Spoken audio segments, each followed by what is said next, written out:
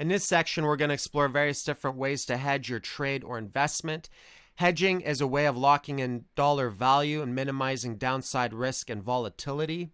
One simple example of hedging would be if you want to protect the value of your house from fire or floods, you can actually pay monthly dividends into an insurance plan. So that's one form of a simple hedge.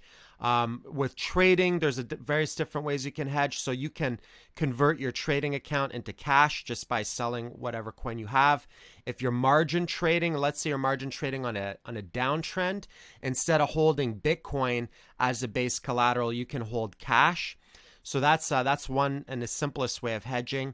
But if you want something that's a little bit more crypto related, you can hedge into this cryptocurrency called Tether. And Tether is a crypto that is pegged to the value of the US dollar.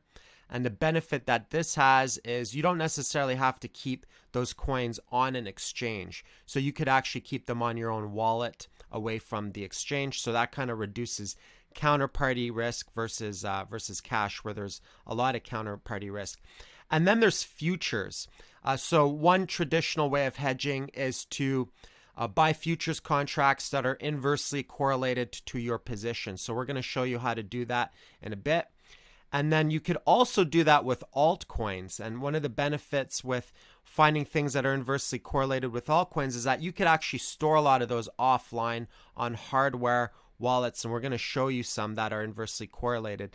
Now, correlation is basically tracks market movement, right? So a correlated market is a market that moves together. So for example, if a market was correlated with Bitcoin, it would move up with Bitcoin.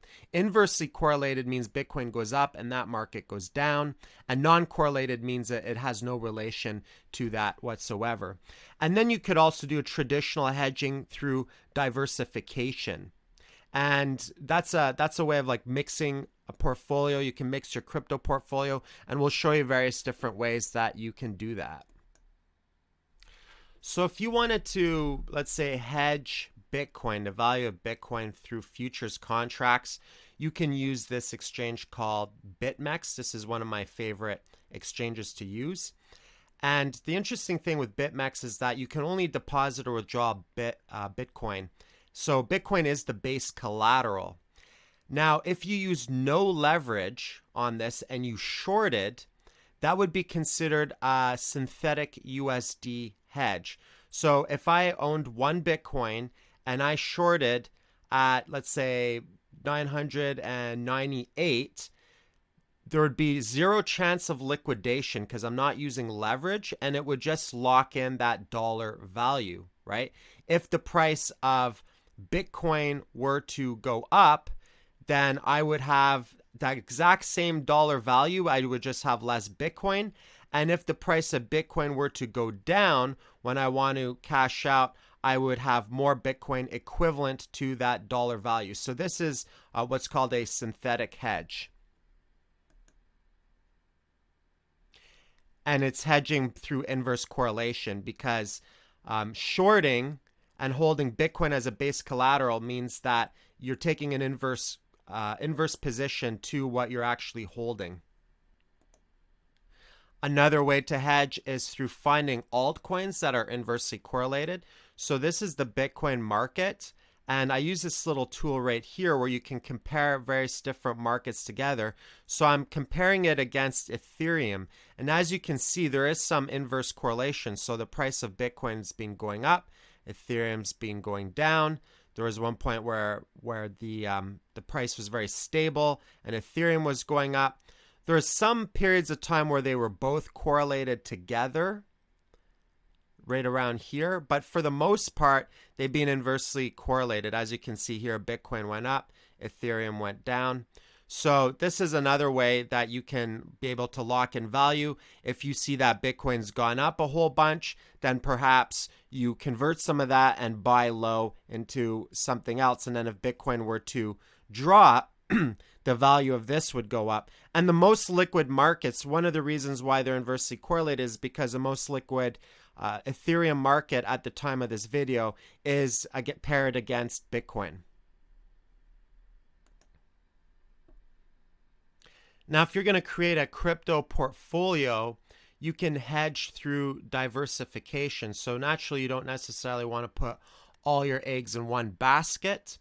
But when creating a crypto portfolio, it's generally better to have majority of the portfolio with larger market cap coins, because coins that have a larger market cap, such as Bitcoin or Ethereum, tend to be a lot more stable in value, right? So you want to have a mixed market caps and correlations. So have some that are inversely correlated, and you can use the charts that I showed, that tool that I showed, to be able to look at correlation. Ones that are correlated together, and then ones that are non-correlated together. So have a mix, and have a mix of different market caps, but you want a position size based on liquidity. So Bitcoin generally makes up the majority of my crypto portfolio, things like Bitcoin, and then something else like Ethereum's usually a solid number 2, or at least at the time I'm making this video, because there's a lot of liquidity.